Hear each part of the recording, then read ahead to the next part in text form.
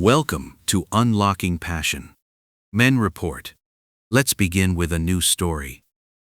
Peter Lawson believed he had finally found the gentle companionship and shared purpose that had been taken from him by a bitter divorce. But on a rainy morning in Chiang Mai in October 2024, after Fahr had been gone for 3 weeks, claiming she was caring for her sick mother, Pete logged into their joint bank account and discovered a balance of 47 Canadian dollars, the remaining funds after systematic withdrawals had drained his entire $310,000 retirement savings, including his monthly pension payments, and left him, at 67 years old, penniless in a foreign country with no family and no way home. Pete stared at the banking app on his phone, refreshing the screen repeatedly, as if the numbers might change, as if this could still be a technical error instead of the reality he was beginning to understand. He scrolled through the transaction history, daily withdrawals of 20,000 baht, the maximum ATM limit, for the previous 18 days, larger online transfers to accounts he did not recognize, his September pension payment of 2,400 Canadian dollars, which had arrived 2 weeks earlier, fully withdrawn 3 days after deposit. He tried calling Fahr's number for the 100th time that morning. It was still switched off. He checked her Facebook. It was still deleted.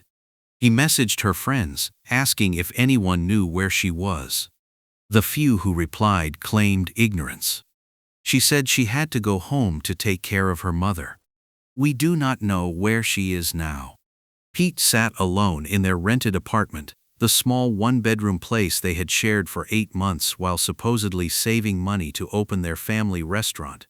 The apartment felt hollow, even though it still contained her belongings. Fahr's clothes remained in the closet, her toiletries were still in the bathroom, but Pete now understood that she was not coming back, that the restaurant had never been real, and that the woman he had trusted with everything had systematically taken everything he owned. But this story does not begin with an empty bank account and unanswered calls. It begins 11 months earlier in a Chiang Mai cooking class, where a recently divorced Canadian accountant met a woman who seemed to share his love of Thai food and simple living, and failed to recognize that her gentleness was the first element of a carefully designed theft. Peter Lawson's divorce was finalized in November, after a 2-year separation from his wife Susan. They had been married for 34 years, had raised 3 children, and had accumulated modest wealth through Pete's steady accounting career and careful financial management.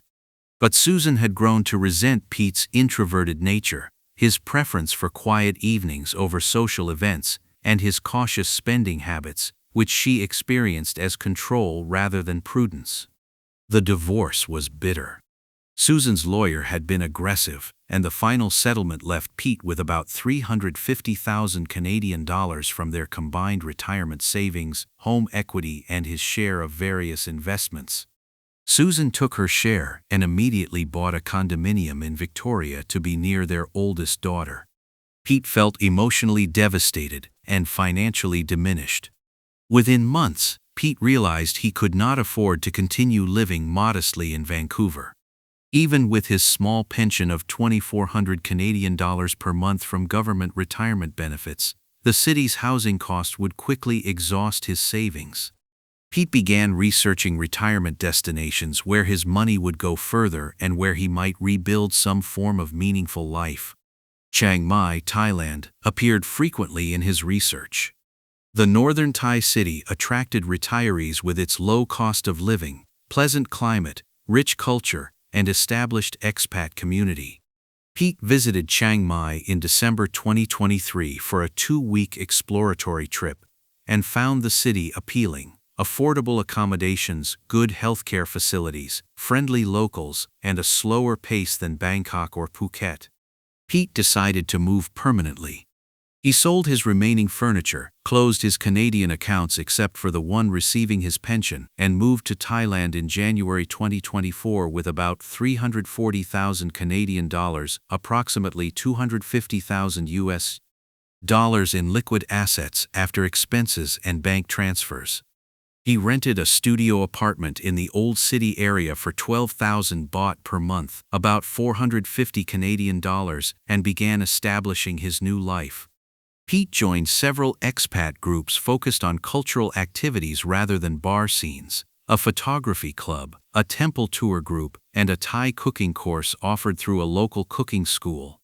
It was in that cooking course, at the end of February 2024, that Pete met Kia Patanakul, although she introduced herself as Fahr, which means sky in Thai. The class met twice weekly at a small cooking school near the old city walls and taught traditional northern Thai dishes to both tourists and long-term expat residents. Fahr was in her late 30s, quiet and attentive during the classes, often staying after sessions to help clean up or ask the teacher detailed questions about techniques. She noticed that Pete struggled with some knife skills and offered gentle help. Thai cooking is all about preparation, she explained in careful English. If you prepare ingredients correctly, cooking is easy. But preparation must be precise. Pete appreciated her patience. Over the following weeks they began speaking before and after class, first about cooking and food, then gradually about other topics. Fahr explained that she worked as a manager in a small Thai restaurant in the Niman Hamin area, which explained her interest in cooking classes as a way to improve her skills. She asked about Pete's background, his move to Thailand, and his impressions of Thai culture. What made her different from the other Thai women Pete had encountered was her apparent lack of interest in his foreigner status or his financial situation. She never asked about his pension, his savings, or his spending habits. She simply treated him as another person interested in Thai cuisine, without the subtle commercial quality Pete had noticed in interactions in tourist areas or bars. "You are different from most foreign men who come to Thailand," Fahr remarked after one class. "Most come for bars and young girls, but you come for culture and learning. That is respectful. Thai people appreciate that." The compliment felt genuine, and Pete found himself drawn to Fahr's quiet intelligence and her apparent appreciation for substance over appearance. When the cooking course ended after 8 weeks, Pete suggested they continue meeting for temple visits or coffee. Fahr agreed, and their friendship deepened through March and April 2024. They met 2 or 3 times a week, visited temples, walked through markets, and had simple meals in local restaurants. Fahr introduced Pete to aspects of Chiang Mai life that tourists rarely experienced: neighborhood festivals, local food stalls, and family-run shops. She seemed genuinely interested in sharing her culture rather than exploiting Pete's foreignness for financial gain. "Most Thai women who spend time with foreign men want money," Fahr told Pete during one conversation. "They see foreigners as an ATM, but I have my own job, my own income. I spend time with you because I enjoy your company, not because I want your money." This explicit rejection of financial interest was itself a strategic element. By positioning herself as different from transactional relationships, Fahr made Pete believe that their developing connection was based on genuine compatibility. By May 2024, their relationship had moved beyond friendship into romance. The transition was gradual, increasing affection, more time together, and eventually an intimate bond. Pete felt emotions he had not experienced in years. After the bitterness of his divorce and the loneliness of his Vancouver years, Fahr represented the possibility of warmth and acceptance. Fahr introduced Pete to her family: her mother, who lived in a village near Chiang Mai, her younger brother, who worked in Bangkok, and various aunts and cousins who welcomed Pete warmly at family gatherings. Peter felt embraced by Fahr's family in ways his own family had never provided, even before the divorce. The family seemed sincere in their welcome, treating Pete with respect and warmth, rather than obvious financial interest. In June, Fahr suggested they should move in together. "I spend most of my time in your apartment anyway," she said. "And my apartment is small and far from the old city. If we live together, we save money and can spend more time building our relationship properly." Pete agreed enthusiastically. Fahr moved her belongings into his studio, and they upgraded to a larger one-bedroom apartment for 18,000 baht a month, about 675 Canadian dollars. The additional space allowed them to cook together, occasionally host Fahr's family, and create a real home rather than just temporary accommodation. Living together, Pete observed Fahr's apparent lifestyle. She claimed to work as a restaurant manager, but Pete never saw her go to work during regular hours. When he asked about her schedule, Fahr explained that restaurant management involved evening hours, occasional days off, and flexible timing. Pete accepted the explanation. He knew little about Thai restaurant operations and trusted Fahr's descriptions. What Peter did not know was that Fahr's restaurant management job was actually part-time work in a hostess bar near Niman Hamain, where she worked 3 nights a week, entertained male customers, and cultivated potential targets for long-term extraction. The cooking course had not been professional development. It had been hunting ground for vulnerable foreign men with resources. During July and August, Fahr began introducing her dream. She wanted to open her own small Thai restaurant serving authentic northern Thai food to both locals and discerning tourists. Not a bar or tourist trap, but a real family restaurant that presented traditional recipes and warm hospitality. "I have worked in restaurants for 15 years, Fahr explained. "I know this business. I understand what works and what fails. With the right location and good food, a small family restaurant can succeed and provide good income for us." Pete found the dream appealing. It would give Fahr entrepreneurial independence, provide social connection for both of them, and create a legacy project they could build together. More importantly, it matched Peter's self-image as a prudent financial manager. He could apply his accounting expertise to ensure that the business was properly structured and financially sound. How much capital would be required? Pete asked, his accountant instincts turning on. For a small restaurant, maybe 30 seats, with basic kitchen equipment and a 6-month operating reserve, about 2 million baht, Fahr estimated. That is about 72,000 Canadian dollars. But I have some savings, maybe 500,000 baht from many years of work, so I still need to raise about 1.5 million baht. That might be possible through a small business loan, or maybe by finding an investor partner. Pete had 340,000 Canadian dollars in accessible assets. Investing 72,000 in a restaurant represented about 21% of his total wealth, significant but not reckless by investment standards. If the restaurant succeeded, it could provide ongoing income to supplement his pension. If it failed, he would still have substantial assets remaining. "I could provide the capital," Pete offered, "as an investment in our shared future. You manage operations.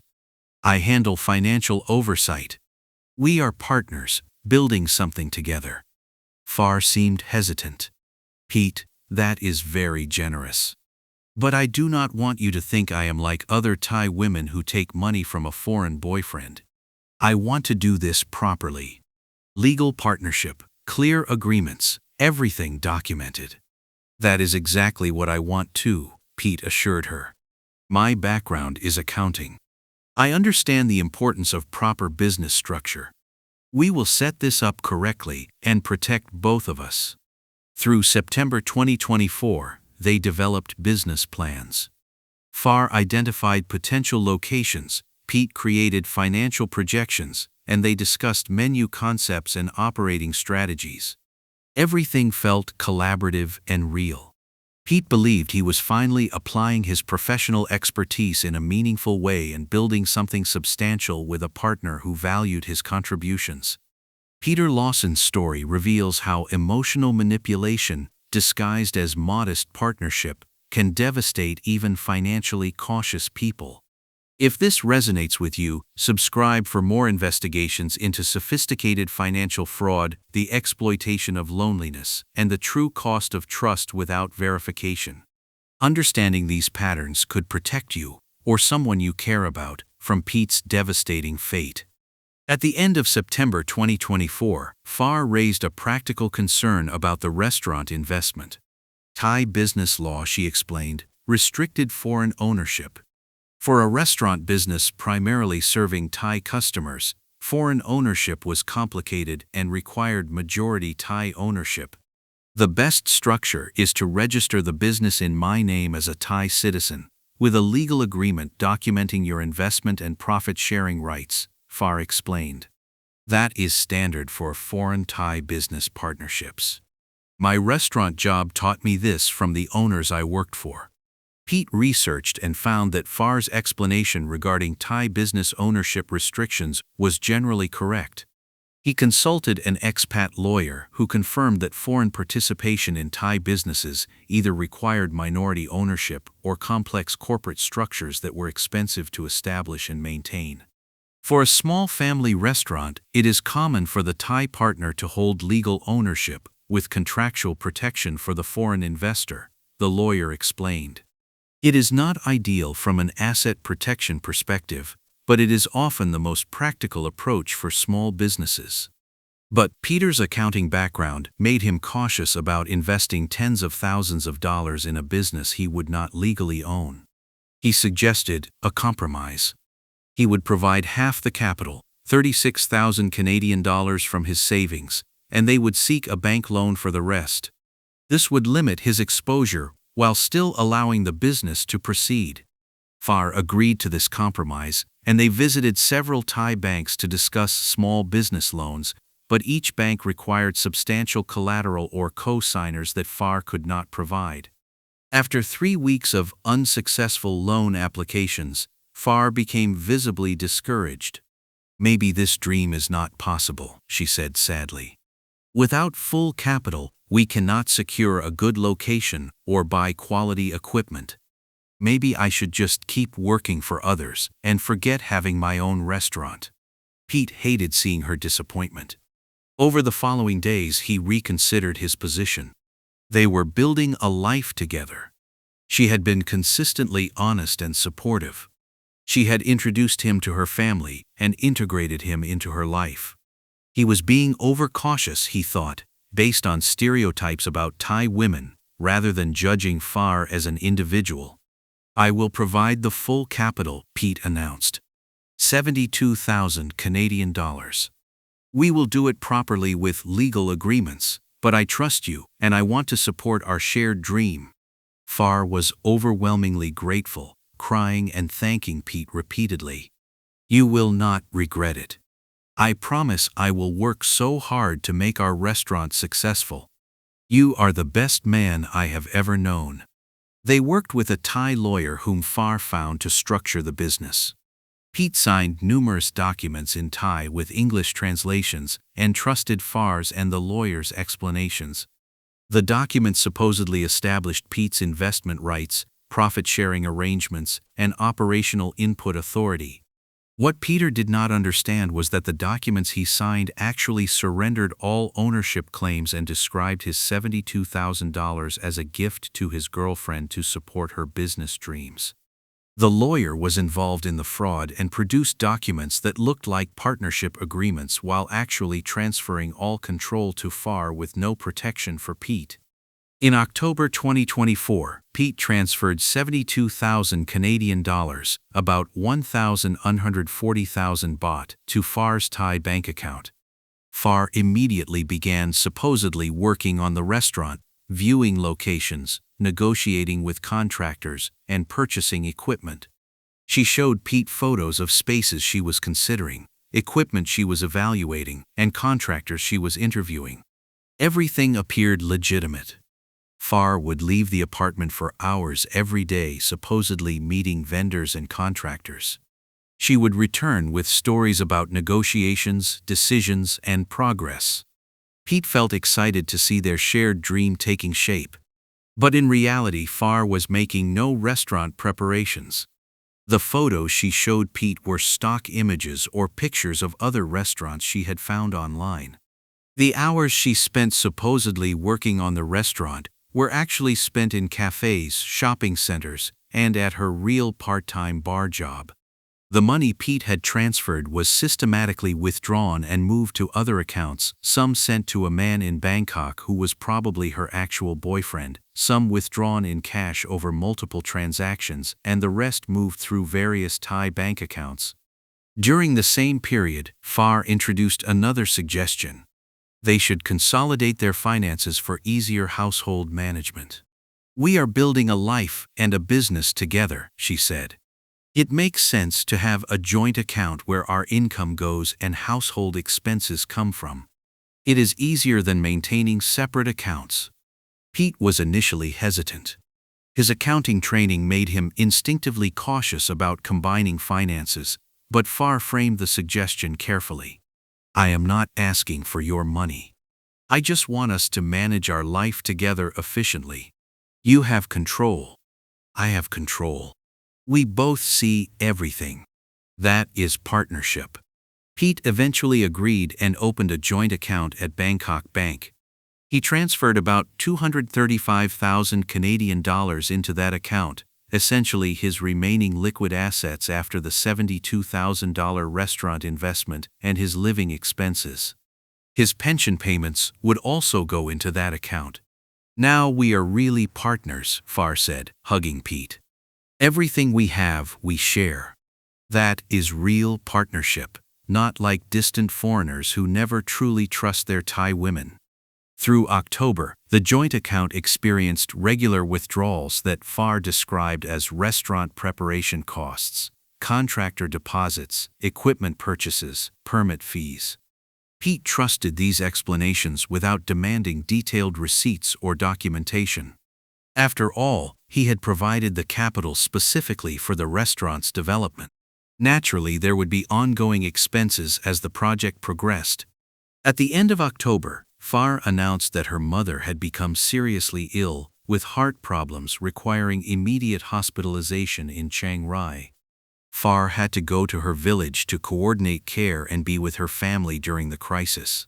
"The timing is terrible," Fahr explained, "because the restaurant was at a critical stage. But family comes first. I may be gone for 2 weeks, maybe 3.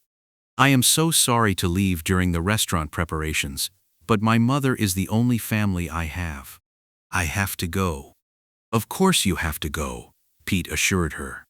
"Family is the most important thing. I will manage things here. Take care of your mother. I will be fine." Fahr left Chiang Mai for Chiang Rai on October 25, 2024. She took a bus because, she said, her mother's village was difficult to reach and required multiple connections. Pete offered to come with her, but Fahr insisted he stay behind.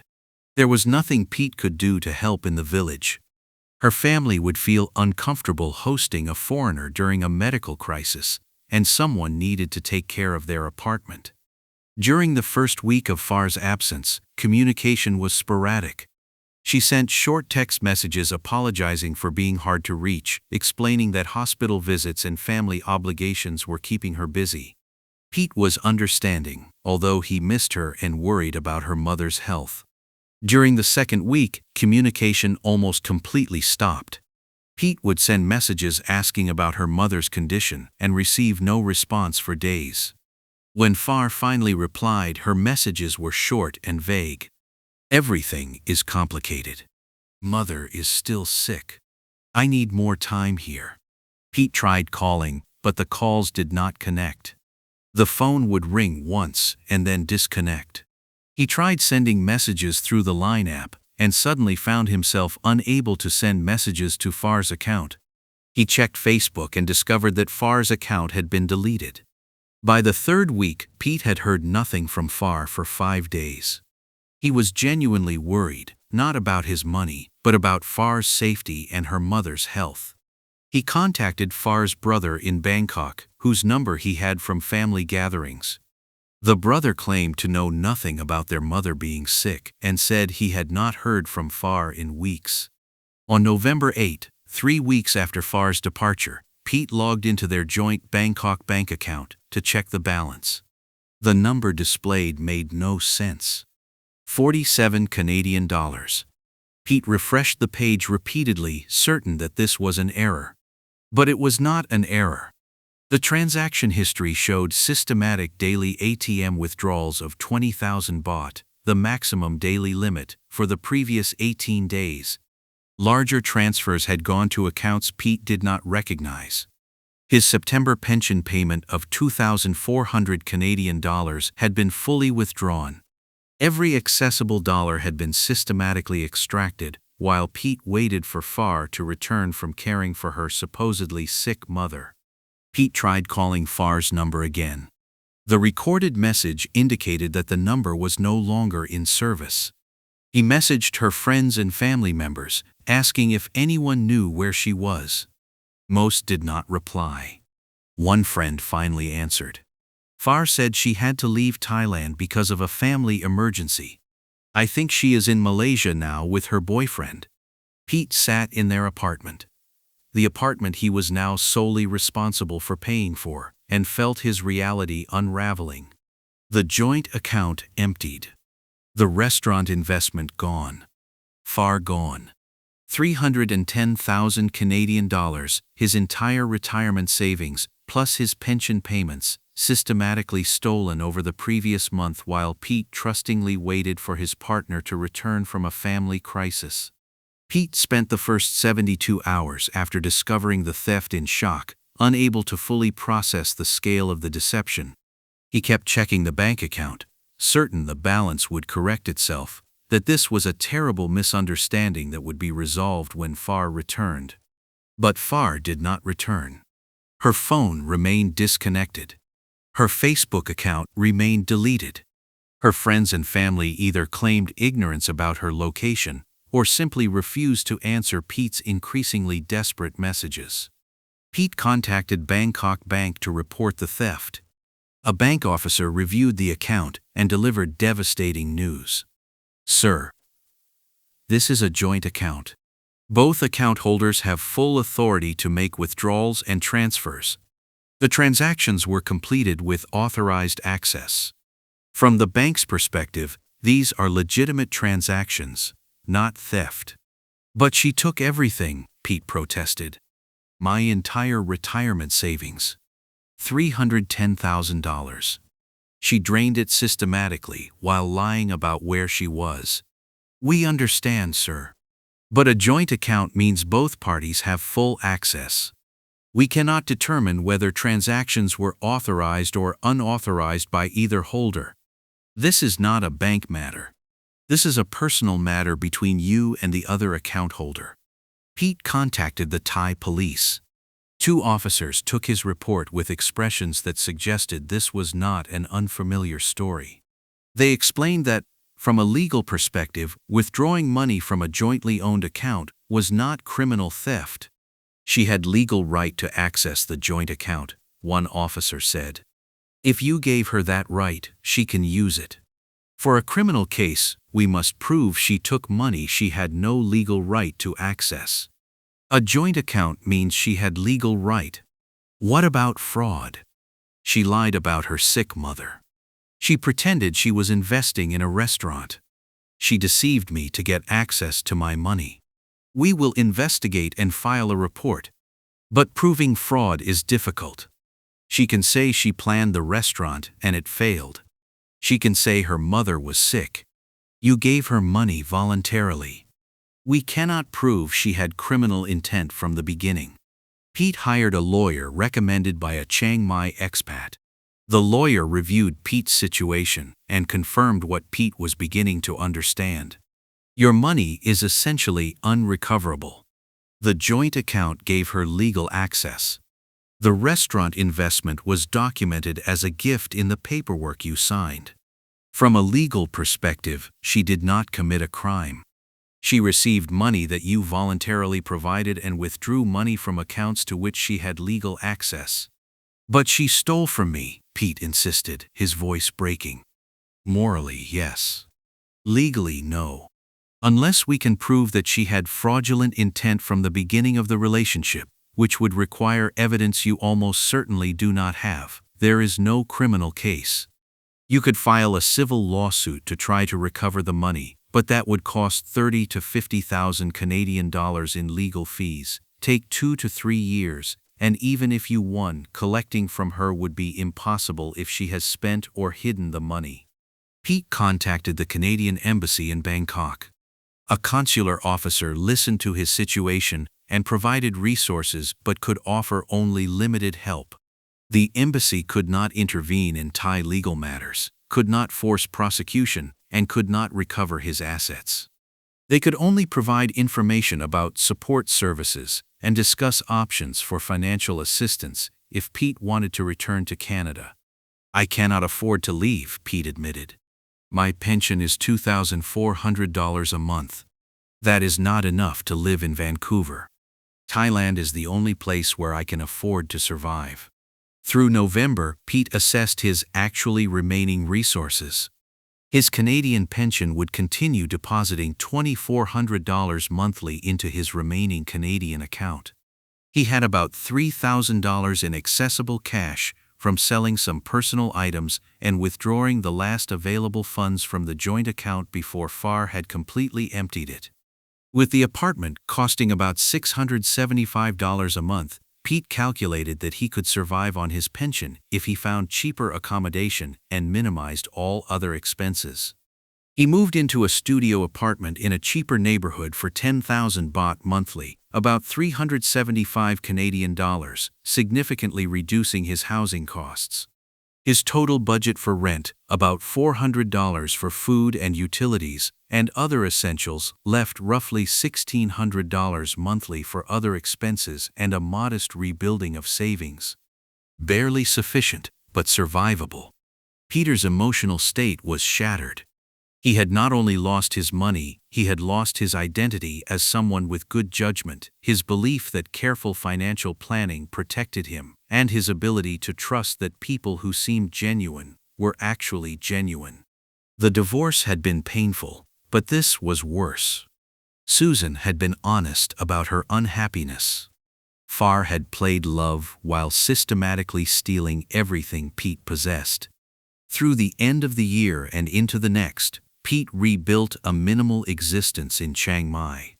He took a part-time remote job doing bookkeeping for a Canadian accounting firm that needed help during tax season, work that paid 800 Canadian dollars monthly for about 20 hours a week. Combined with his $2,400 pension, Pete's total income became $3,200 monthly, barely enough, but sufficient to allow a modest rebuilding of savings. He joined an expat support group for men who had lost money to Thai partners. The group met weekly in a temple cafe, and Pete found familiar patterns in their stories: foreign retirees who had trusted romantic partners, granted access to bank accounts, invested in businesses registered under Thai names, and been systematically robbed through legal mechanisms that left them with no recourse. "The joint account scam is especially effective," one British man explained, "because you give access voluntarily. She does not need to steal your passwords or forge anything. You literally give her legal authority to take everything, and once it is in a joint account, it is almost impossible to prove theft."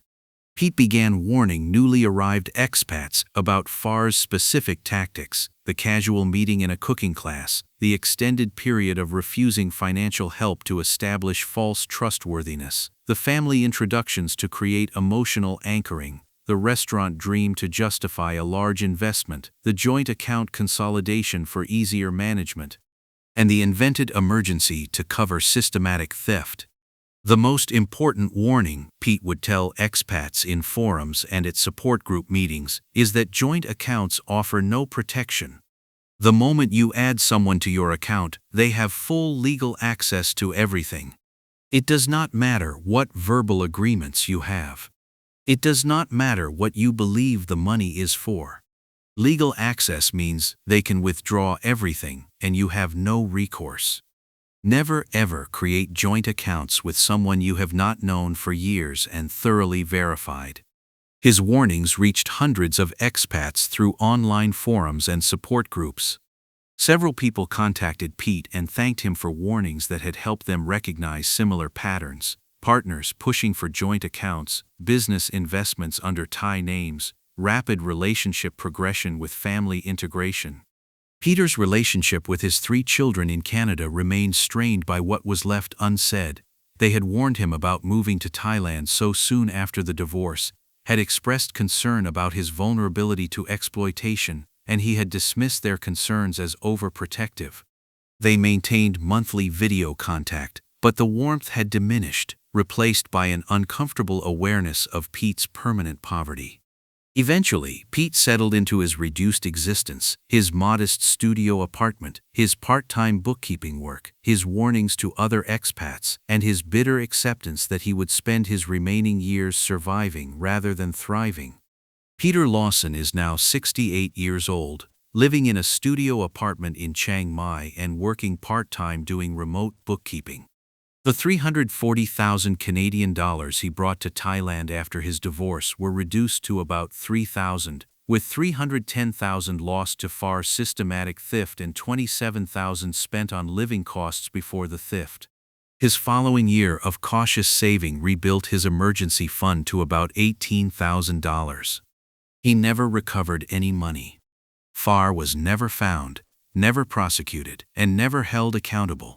She operated under a probably false surname, liquidated Pete's assets through legal joint account access, and disappeared, possibly to Malaysia with another man, or possibly still somewhere in Thailand under another name targeting other victims. Pete has not attempted another romantic relationship. The betrayal destroyed his ability to trust, his belief in his own judgment, and his hope that genuine companionship in his retirement years was possible. He maintains friendly but distant relationships with other expats, always behind protective barriers that prevent vulnerability. His warnings to newly arrived retirees are specific and emphatic. Never create joint accounts. Never invest in businesses you do not legally own. Never trust that marriage or verbal agreements will protect your money. Thai law follows legal documentation, not intentions or fairness. If money is in a joint account, your partner can legally take everything. If property is registered in their name, it is theirs, regardless of who paid for it. Protect yourself legally, or accept that you are placing everything on one person's honesty. When asked whether he regrets moving to Thailand, Peter's answer is cautious. I do not regret seeking an affordable retirement destination. Vancouver was financially impossible. I regret trusting too quickly. I regret creating joint accounts. I regret investing in a business without proper legal protection. But the decision to retire in Thailand was not wrong. The execution was catastrophically flawed. His final reflection is this: love did not blind me. Hope did. I desperately wanted to believe that Fahr was real, that our relationship was real, that building something together was possible. That hope overrode my accountant's caution, my natural skepticism, my careful nature, and that hope cost me everything. Peter Lawson survives in Chiang Mai and warns others while knowing that most will ignore his warnings. Some lessons can only be learned through catastrophic loss. Subscribe for more investigations into financial fraud, romance scams, and the sophisticated tactics that target vulnerable people seeking companionship and purpose.